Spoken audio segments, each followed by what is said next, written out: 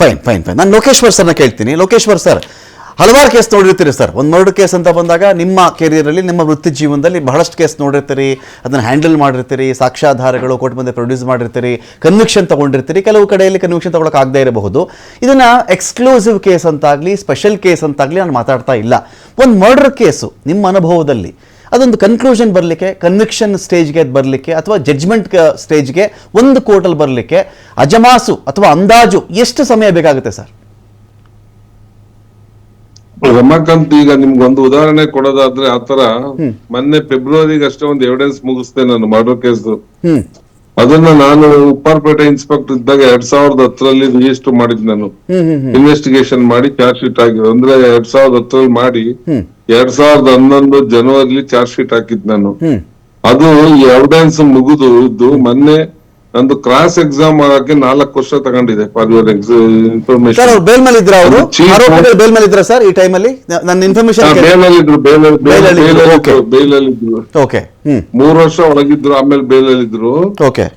2022 ನಂದು chief exam ಆಗಿದ್ದು, cross exam ಆಗೋ ಅಷ್ಟೊತ್ತಿಗೆ 4 ವರ್ಷ ತಗಂತು.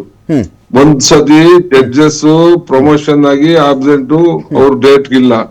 ಕೆಲವು ಟೈಮು ಅಡ್ವೊಕೇಟ್ ಬರಕ್ ಆಗ್ದಲ್ಲ ಅವರು ಇಲ್ಲ. ಇನ್ ಕೆಲವು ಟೈಮು ನನ್ನ ಇನ್ಕನ್ವೀನಿಯನ್ಸ್ ನಾನು ಹೋಗಿಲ್ಲ.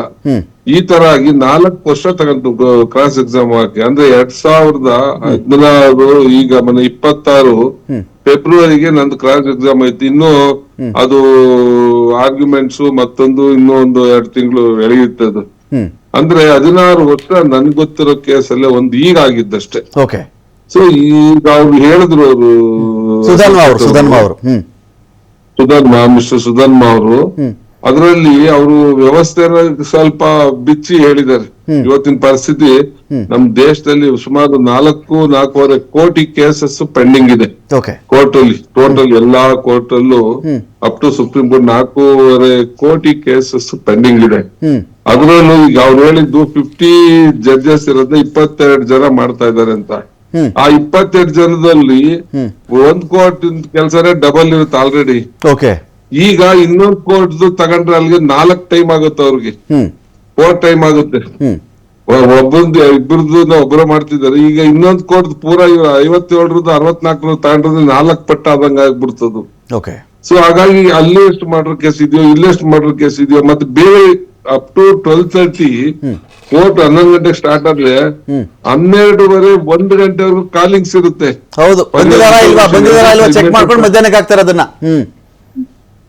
ಬೇರೆ ಬೇರೆ ಕೇಸಸ್, ಬೇರೆ ಬೇರೆ ವಿಚಾರಗಳು ಎಲ್ಲ ಇರ್ತವೆ ಕೋರ್ಟ್. ಸೆಷನ್ ಕೇಸ್ ಅಲ್ಲಿ ಕೋರ್ಟ್ ಅಲ್ಲಿ ಸಿವಿಲ್ ಮ್ಯಾಟರ್ ಇರ್ತವೆ, ಕ್ರಿಮಿನಲ್ ಮ್ಯಾಟರ್ಸ್ ಇರ್ತವೆ. ಅದಕ್ಕೆಲ್ಲ ಏನೇನೋ ಅವರು ಮೆಮೋಗಳು ಹಾಕೋದು ಮತ್ತೊಂದೆಲ್ಲ ಇರುತ್ತಲ್ಲಿ.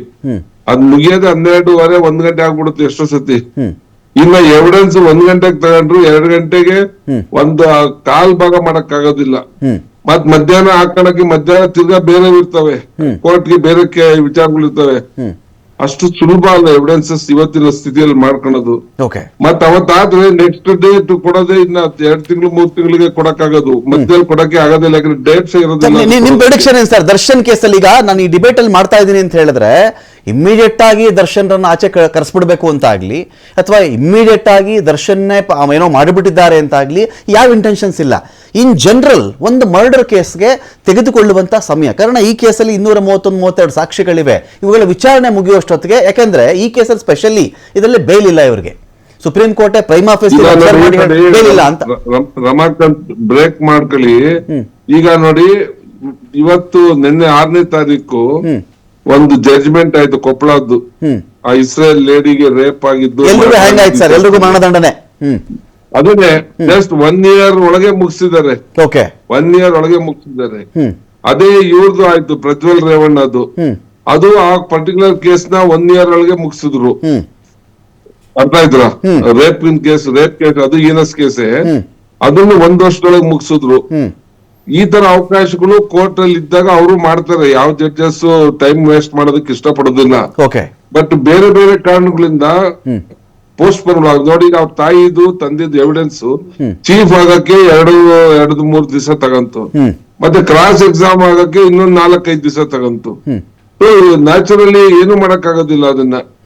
ಮತ್ತೆ ಇನ್ನು ನೀವ್ ಹೇಳಿದ್ರೆ 221 ಎವಿಡೆನ್ಸಸ್ ಅಲ್ಲಿ ಇವರು ಸಾಕ್ಷಿದಾರ ಇದಾರೆ. ನೀವ್ ಅರ್ಥ ಮಾಡ್ಕೊಳ್ಳಿ, ಡೇಟ್ಸ್ 2 ತಿಂಗಳಿಗೆ 1.5 ತಿಂಗಳು ಕಡಿಮೆ ಮಧ್ಯ ಅಂತೂ ಕೊಡಕ್ ಸಾಧ್ಯನೇ ಇಲ್ಲ ನನ್ಗೆ ಇರೋ ಅಭಿಪ್ರಾಯದಲ್ಲಿ. Okay. ಅಡ್ವೊಕೇಟ್ ಅವರು ನನ್ನ ಮಾತನ್ನ ಒಪ್ತಾರೆ ಅಂತ ಅನ್ಕೊಂಡಿದೀನಿ. 1.5-2 ತಿಂಗಳು ಮಧ್ಯದಲ್ಲಿ ಗ್ಯಾಪ್ ಕೊಡಕ್ಕೆ ಆಗೋದಿಲ್ಲ, ಯಾಕಂದ್ರೆ ಅವ್ರ ಬರ್ಡನ್ ಅಷ್ಟಿದೆ ಆ ಕೋರ್ಟ್ಗೆ ಈಗ. ಓಕೆ. ಸೊ ಅಂದ್ರೆ ಲೆಕ್ಕ ಹಾಕಂತ ಹೋಗಿ ನೀವು ಹೆಂಗಂತಂದ್ರೆ 2 ವರ್ಷಕ್ಕಂತೂ ಮೊದಲಂತೂ ಸಾಧ್ಯನೇ ಇಲ್ಲ ಈ ಕೇಸಲ್ಲಿ ನನಗೆ ಇರೋ ಅಭಿಪ್ರಾಯದಲ್ಲಿ. ಫೈನ್ ಫೈನ್ ಫೈನ್ ನಾನು ಮತ್ತಷ್ಟು ಮಾತಾಡ್ತೀನಿ. ಕೊಡೋದಿಲ್ಲ ಅನ್ನೋ ನಾನು ಮತ್ತಷ್ಟು ಮಾತಾಡ್ತೀನಿ ಸರ್, ಮತ್ತಷ್ಟು ಮಾತಾಡ್ತೀನಿ ಲೋಕೇಶ್ವರ್ ಸರ್, ನಿಮ್ಮನ್ನು ಮಾತಾಡ್ತೀನಿ ನಾನು. ಒಂದೇ ಒಂದು ಬ್ರೇಕ್ನ ಸಮಯ ಇದೀಗ, ಬ್ರೇಕ್ ಆದ್ಮೇಲೆ ಡಿಬೇಟ್